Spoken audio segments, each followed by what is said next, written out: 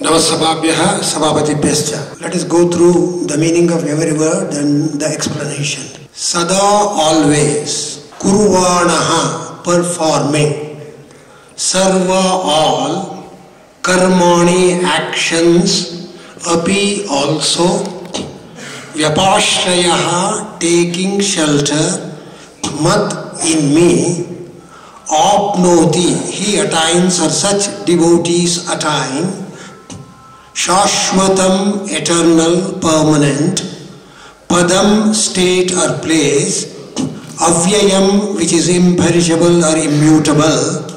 Mat prasadat, mat by prasadat, mat my prasadat, grace. So this verse and the previous two verses, the 54, 55 and the next verse, elaborate upon the highest state of devotion or perfection which a devotee should have in order to attain the deliverance or in order to attain the supreme state from which there is no return. Krishna is elaborating here that two important requisites are required. The first one is, although the people may be performing actions or duties assigned to by themselves or assigned by others, initially they should be totally dedicated to me, absolutely dedicated to me, and they should take total shelter or refuge in me. Second, and by that they would get the grace of the Lord, that is the Supreme Lord. Through that they are going to attain the supreme status. Here Krishna is elaborating upon the various dimensions of absolute devotion which he elaborated in the previous two verses, and in this and also in the next verse he elaborates the same. He says that you may be engaged in any type of action. No action is superior or no action is inferior. Every action is the grace of the Lord which we offer and perform and submit at the lotus feet of the Supreme Lord. So when you engage in such devoted action, that action will lead to the devotion. This devotion will lead to jnana and viveka and prajna or wisdom. So through this ultimately he attains the supreme state, for which to happen he should have the absolute grace. Elsewhere in the Bhagavad Gita 7th chapter 25th verse he says, Naham prakashaha sarvasya. Means what? That means the Lord is not easily accessible to all. The Lord cannot, the Supreme Lord or the Brahman or Lord Krishna cannot be attained easily, although he dwells within and without. He is immanent and he is present everywhere. He has to be sought by us, within us. But it is self-luminous in nature. This supreme reality is Atma Prakasha, Swayam Prakasha. That Prakasha has to be revealed, has to be realized with the help of the grace of the Lord. That's what he elaborated.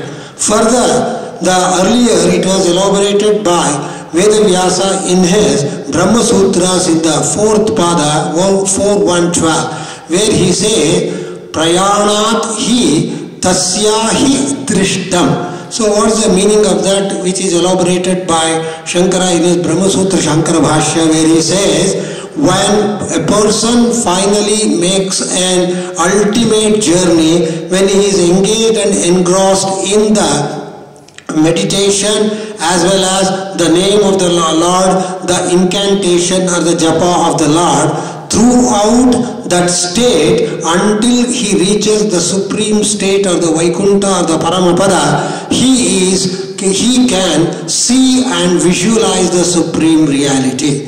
Even after realizing that supreme reality, Ramanuja says that he can visualize that Lord in the Vaikuntha having attained the Sarupya form. Samipya, Sarupya, finally Sayujya. So before entering the Sayujya state, the ultimate soul, the supreme soul, will be experiencing the divine nature and the divine presence. However, it is not possible in this mortal frame or mortal life because we are endowed with Prakriti. This Prakriti has the three gunas, Sattva, Rajas, Tamas. So we have to go beyond these three gunas and become Trigunatita as elaborated by Krishna in the 14th chapter of the Bhagavad Gita. For that to happen, although Krishna has created the Prakriti with all its constituents, and although he has the power to hold the Prakriti and even the animate and the inanimate objects of the world are under his control, still we need the ultimate grace in order to attain the supreme, the Shashvata, the everlasting state, and it is Avyaya, immutable, imperishable, indestructible, and that can happen only with the help of the grace of the Lord. Therefore, Ramanuja elaborated that ultimate thing is Prapattihi Sharanagatihi. One has to surrender absolutely mind, body and the soul and the consciousness through which he can attain the reality. So this verse speaks of the highest devotion, and in the next verse he gives a glimpse into the Buddhi Yoga which he had elaborated in the second chapter and the third chapters, which he gives as a consummation of the Buddhi Yoga in the next verse. Just one, yes, Radhakrishnan says that just pretension of bhakti is not sufficient. It is insufficient. Bhakti should be absolute and supreme. He compares the bhakti to the ocean, and the jivas or the devotees to the aquatic beings or the species which are present. There are so many aquatic species which will be floating in the waters of the ocean at the surface level. Such surface level bhakti or pretension of bhakti is not enough. He says one should delve deep into the ocean of bhakti. There you can see just as so many aquatic species are living, even below 30,000 feet of the ocean. Still they are living comfortably. They are safe, comfortable, immersed in the ocean waters. In that way, we should get immersed in the ocean of bhakti and attain supreme reality. Namaskar, Dhanyavad.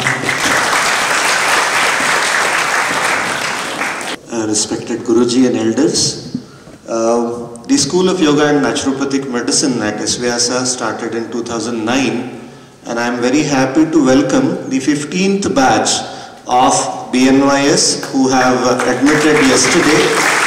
We will be starting their induction program from today. I request Guruji and all elders to kindly inaugurate the induction program by lighting the lamp. Requesting Guruji and all elders to please be here. Can I have representatives from the students as well to join us? One girl, one boy. New batch of BNYs. Anyone? Om Asato Ma Satgamaya Tamaso Ma Jyotirgamaya Mrityor Ma Amritam Gamaya. Shanti Shanti Om Asato Ma Satgamaya Tamaso Ma Jyotirgamaya Mrityor Ma Amritam Gamaya. Om Shanti Shanti Shanti. Thank you. I request both these student representatives to hoist the flag today. after the Shanti Mantra. Session with Shanti Mantra. Close your eyes, join your hands. Sarve bhavantu sukhina, sarve santu niramaya, sarve bhadrani pashyantu ma